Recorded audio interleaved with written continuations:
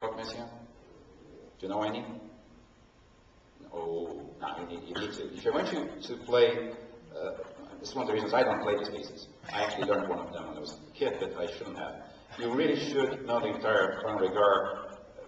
I'm not saying you should learn all of them. Some people do, but it would be impossible. But you should know the entire Ton Regard and know about Messiaen. There are some composers that I think every composer should know, actually, frankly. I mean, how can you play a Mozart sonata without knowing the symphonies, or especially the opera? How can you really understand Beethoven if you don't understand the string quartets, or don't know the string quartets and the symphonies?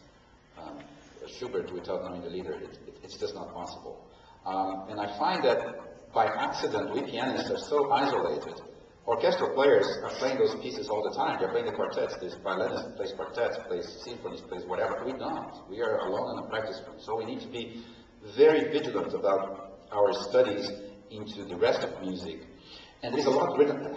There is a guy, I believe he's in UMich, University of Michigan, Brun. Am I correct? Does somebody know? Brun. His last name is, I think, B-R-U-N, B-R-I-A or U-N or B-R-U-H-N, something like that. He's an expert in, well, a musicologist. He's written a lot about Messiaen. And even though a lot of what musicologists write, I mean, you have to take it a pinch of salt sometimes, you know, they have their ideas, and they're fine. But I think it's always interesting to read, because it's somebody that's devoted a big chunk of their lives into studying this kind of, especially something like this, like Liszt, you know, the religious aspect of Liszt's music. There is a lot written about it. So read a little bit about it. You'll know that some of the things that he repeats from the other of the Van Regards, what they mean and what does it mean to him. What does interieur means to him? Interieur.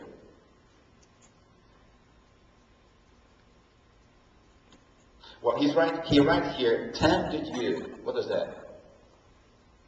The theme of God, and then he writes interieur. But he puts it between parentheses. Okay? There is yet another level of complexity here. Why parentheses? It doesn't mean you do it if you want to. No. It means it's very important, but it's kind of in the background. It's not the most important thing here. Do you know what interieur means? Yeah? Well, the literal translation is inside, but it's not. I mean, it's very, what's that word I'm looking for? Personal? No. Intimate. Thank you. Thank you very much. Appreciate it. I think it was your teacher that said that, wasn't it? Yes.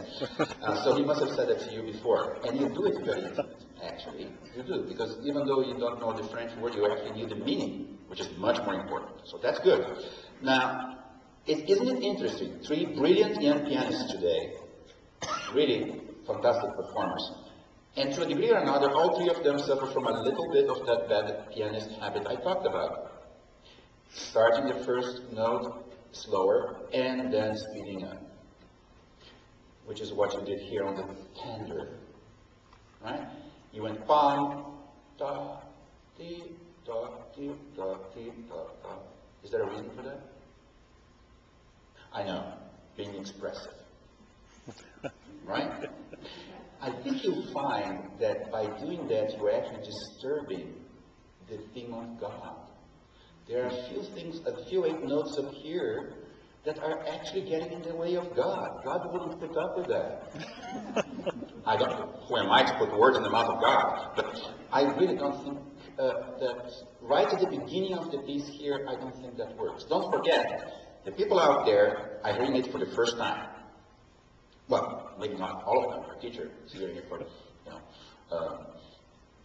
not for the first time.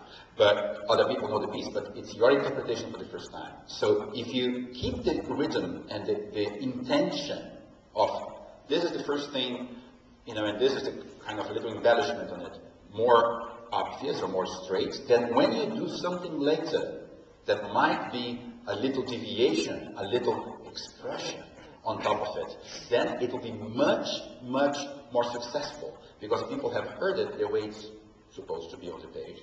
And then, a little embellishment. If we start something already with too much embellishment, then you haven't established for the audience what it is that it is not to have embellishment. So it just sounds like you're messing around all the time. Okay? It's one very interesting thing that I found works tremendously, and I started listening to some of the greatest performances of just about everything. And I noticed that some of the greatest pianists, Richter, Gilels, Rubinstein, you name it, even Horowitz, use that kind of, not a trick, but that kind of idea. Start with a statement that is almost nonchalant, okay, depending on the piece. There's nothing nonchalant about this.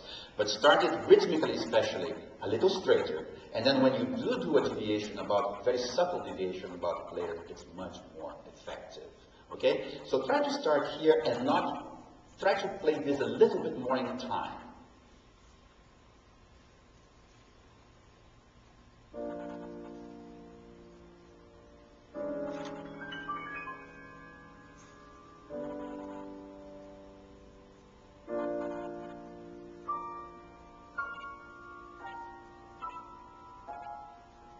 Okay, now let's, okay, very good, but let's check what in time means. Bum, bum, bum. Go from here, just from this chord, please. Softer, softer.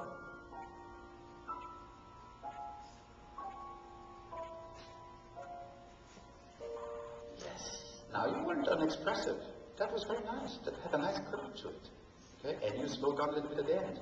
I think that was beautiful. You could have given a little bit more accent here on the left hand so that that chord could last a little bit longer.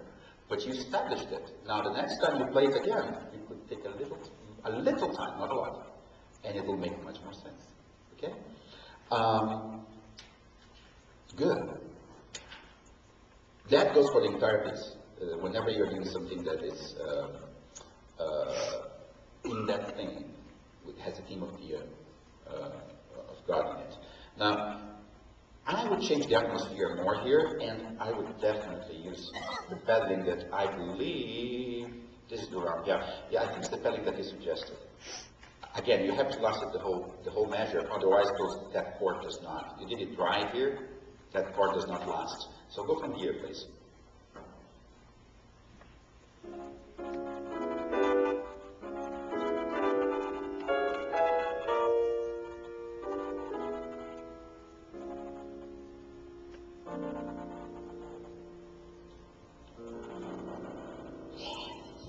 Oh, just don't be in a hurry. Don't be in a hurry. Look, 4 beats. And then a fermata on the rest. Time.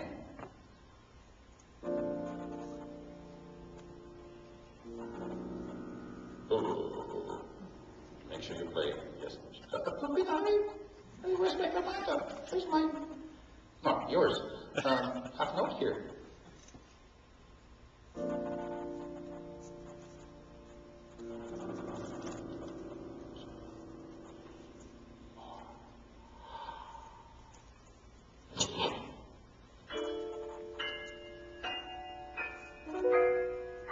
Okay, good. See, that way, by just taking more time, you already established the atmosphere much more successfully.